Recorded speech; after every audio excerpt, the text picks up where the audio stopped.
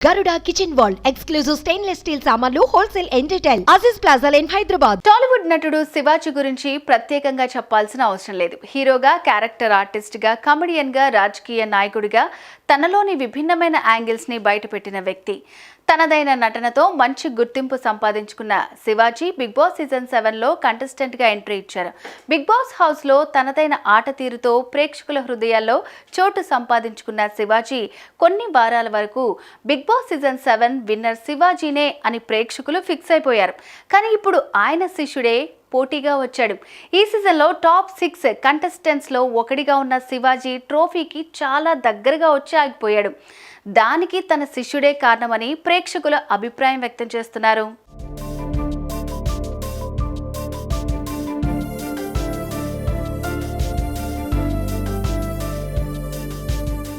Big boss reality show అనేది 2 తెలుగు రాష్ట్రాల ప్రజలను ఎంతగానో అలరించింది. ఉల్టా ఫుల్టాగా స్టార్ట్ అయిన బిగ్ బాస్ సీజన్ 7 105 రోజులు విజయవంతంగా సాగింది. బిగ్ బాస్ హౌస్లోకి సామాన్యులతో పాటు సెలబ్రిటీలు కూడా వచ్చారు. అందులో శివాజీ ఒకరు. హౌస్లోకి ఎంటర్ అయిన శివాజీ మాట తీరు ఆడియన్స్ను ఎంతగానో ఆకట్టుకుంది. హౌస్లో పెద్దన్నగా మారిపోయాడు. అయితే శివాజీ ఆడియన్స్ను ఎలా ఎంటర్టైన్ చేయాలి అనే విషయంలో ఏమైనా PhD చేశాడా అని చాలా మందికి అనిపించింది. ఎంత సీరియస్ టాస్క్లో అయినా ఫన్ తీసుకొచ్చి ఆడియన్స్ ను ఎంటర్టైన్ చేసేవాడు.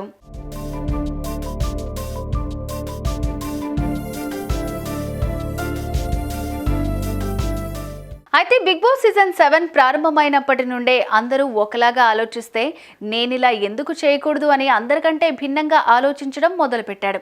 దీంతో శివాజీ ఇచ్చే ఎంటర్టైన్మెంట్కు ఫ్యాన్ ఫాలోయింగ్ పెరిగిపోయింది.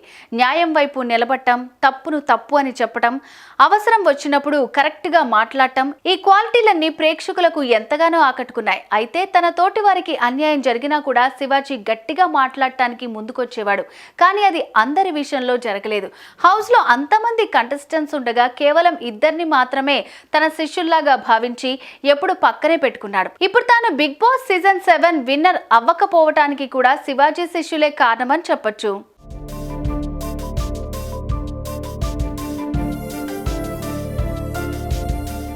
అయితే శివాజీని అంతలా అభిమానించిన ప్రేక్షకులకు కొద్దిగా తన ప్రవర్తన నచ్చకుండా పోయింది. ఆడపిల్లల పట్ల చులకనగా మాట్లాడటం, వారిపై కామెంట్స్ చేయడంతో ప్రేక్షకుల్లో శివాజీపై బాగా నెగిటివిటీ పెరిగిపోయింది. నామినేషన్ టైంలో కానీ, టాస్క్ టైంలో కానీ గొడవలు జరిగినప్పుడు తన తప్పే లేదన్నట్టు మాట్లాడటం ప్రేక్షకులకు నచ్చలేదు. ముఖ్యంగా పల్లవి ప్రశాంత్, యావర్లు మాత్రమే కష్టపడి వచ్చారని, మిగతా వారంతా వేస్ట్ అన్నట్లుగా కంటెస్టెంట్స్ వెనక చాలా కామెంట్స్ చేసేవాడు శివాజీ. దీంతో ఆయన ఓటింగ్ విషయంలో మొదటి స్థానంలో ఉండే శివాజీ వారాలు పెరుగుతున్న కొద్దీ 3వ స్థానానికి చేరుకున్నాడు.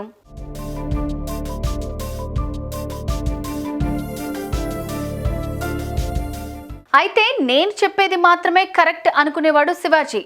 అదే మెల్లగా ఆడియన్స్ పట్ల ఆయనపై నెగిటివ్ అభిప్రాయం ఏర్పడేలాగా చేసింది. బిగ్ బాస్ సీజన్ 7 ప్రారంభమైన కొత్తలో చాలా కూల్గా, ఎక్కువ కోప్పడకుండా, అవసరం వచ్చినప్పుడే పాయింట్స్ మాట్లాడుతూ ఉండే శివాజీ ప్రవర్తన మెల్లమెల్లగా మారింది. అంతేకాకుండా ఆడపిల్లలపై శివాజీ చేసిన కామెంట్స్ సోషల్ మీడియాలో వైరల్ అయ్యాయి. ఇదే శివాజీ చేసిన అతిపెద్ద మిస్టేక్.